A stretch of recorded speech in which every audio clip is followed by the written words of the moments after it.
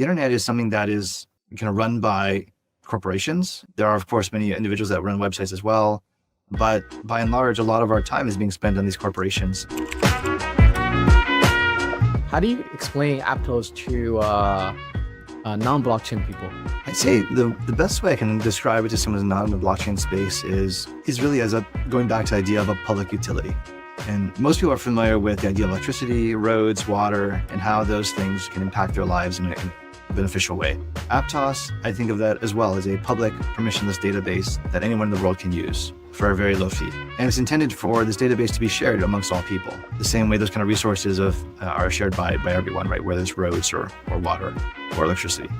And so I think those are the simplest ways to think about it. The other part, of course, is going to be, what's different about, something like Aptos and blockchains versus the internet. The internet is something that is kind of run by corporations. There are, of course, many individuals that run websites as well, but by and large, a lot of our time is being spent on these corporations. Ultimately, we definitely want to have a world where some of these things happen directly between people. We can transfer our own assets between each other. We can have control over how those assets are used.